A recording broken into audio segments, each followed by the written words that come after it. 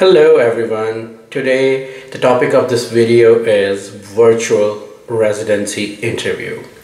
The first thing that comes to mind is what kind of system should we use for the virtual residency interview.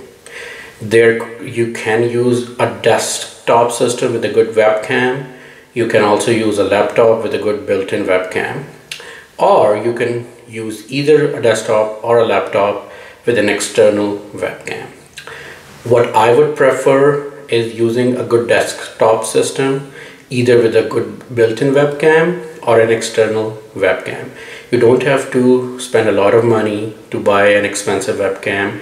If you can, Logitech C90 is a good one.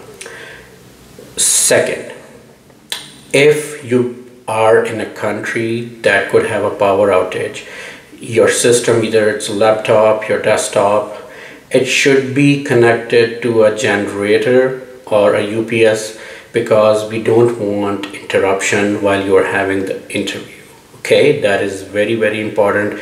Your internet connection, the router, it should also be connected to that generator or UPS. Third, sometimes people ask me, should we use an external lighting source like a ring light? The answer is it depends. If you are sitting in a well-lit room and your webcam is good enough, then you can actually go without using an external light.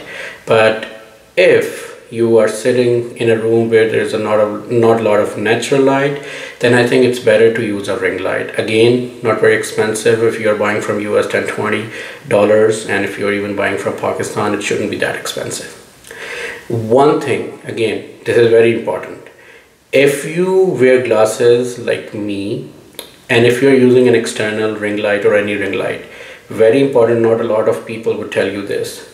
The ring light will cast a shadow on your glasses and they will appear like this round. Not many people would bother, but some people would.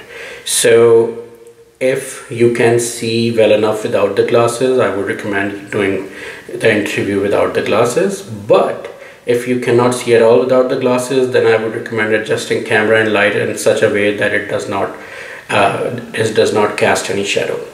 Now, some people ask whether we should use an external microphone or headphone. I think that if you can get a good Bluetooth enabled hands-free headphone that should just go in the ear like earbuds, could be the iPhone ones, or could be just any Android, Samsung ones, Beats. These are good ones. That would get a good impression, and most importantly, that would actually improve the quality of your sound.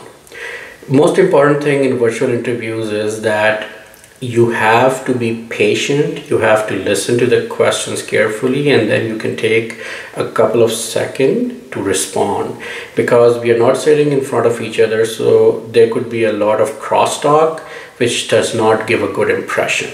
And if you are using a good headphone, you would hear really good, and then you would be able to speak really well, and they would hear your sound really well.